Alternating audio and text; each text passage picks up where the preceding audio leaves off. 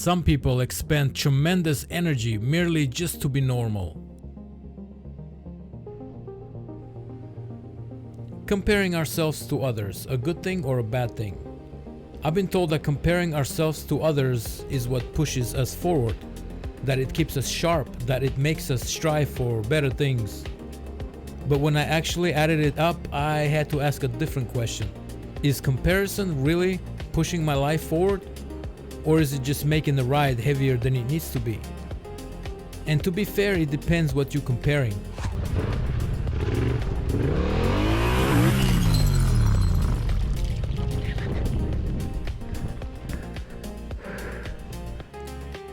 Comparing yourself to someone because you want to learn a skill, like becoming a better writer, better content creator, building something better.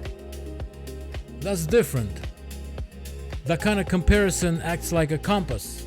You see what's possible, you learn, you move on. But that's not the comparison most of us are doing. Most of the time, we're not comparing effort or process. We're comparing outcomes, possessions, lifestyles, entire lives. That's the pivot. And the reason why that kind of comparison feels so bad is because it's driven by emotion, not direction. It's not because we're lazy or unmotivated. Sometimes it's jealousy. Sometimes it's resentment. Sometimes it's this quiet feeling of, I should be further along than I am. And that kind of comparison doesn't teach you anything. It just sits there and drains you. You don't want a checklist, just a realization. And the difference I started to notice was this.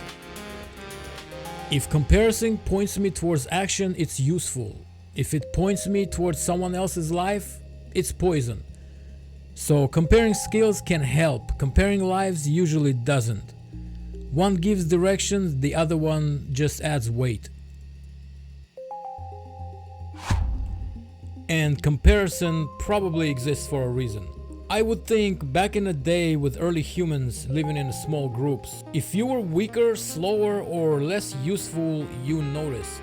And noticing mattered, status mattered, skill mattered, strength mattered. Comparing yourself to others helped you learn faster, avoid falling behind, improve your position in the group. In that environment, comparison worked. It was short-term, it was local, it had an off switch. Compare, adjust, act, rest. And that part makes sense to me. What doesn't make sense is why the same mechanism makes me miserable now. Because when I compare myself to other people today, it doesn't help me survive. It just makes me feel like shit. So what actually changed?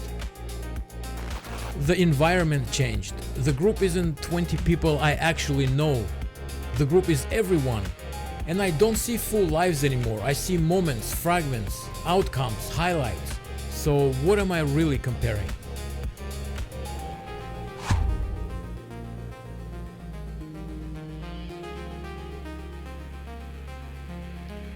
When I compare myself to someone else, I'm comparing my behind-the-scenes footage to someone else's movie trailer. I live in retakes, the dead time, the mistakes, the part nobody would ever show.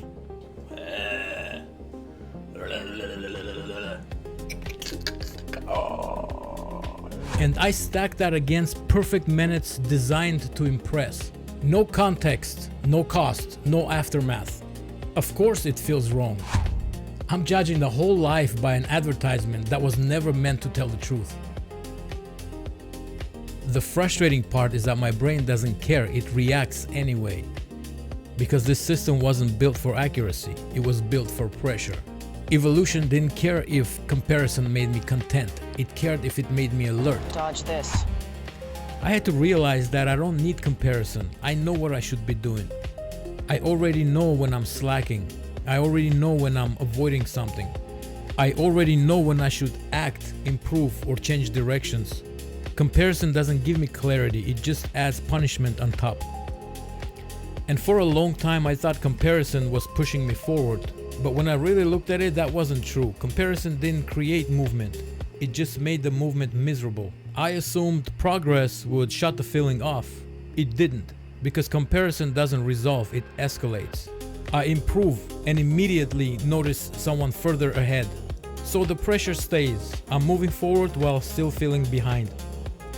And the misery doesn't come from my life getting worse. It comes from measurement, from turning my life into something that needs to be ranked. That very moment I ask, how do I compare? I stop living and start scoring. And scoring never ends.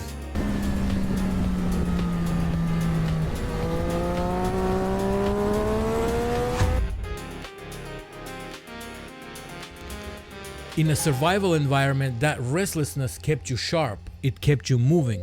In modern life, it never shuts off. That's because the environment changed. Same tools, wrong settings.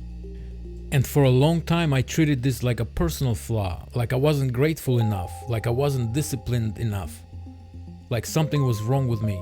And to be fair, there's probably a lot of things wrong with me. But the pattern never changed. Same thought, same reaction, same result. It's not a character problem, it's outdated wiring. There's no moment now where your brain says, enough, you're safe, you can rest. Just constant reference points, and most of them artificial and incomplete. I don't think comparison will ever disappear, and I don't think it needs to. What's important is understanding what it is and what it isn't. And it's not guidance, it's just noise. Nothing in my life magically improved when I stopped comparing. Same problems, same responsibilities, same effort. But the noise dropped, and when the noise drops, things feel manageable again. Comparison probably helped my ancestors survive, but it doesn't help me live well. I don't need to compare myself to other people to know what the right thing is. The moment I start comparing, the signal gets worse, not better. So now I treat comparison like background noise from an old system that no longer understands the world it's operating in. And now I feel like that most of the misery wasn't coming from my life. It was coming from how often I asked myself, who am I losing to?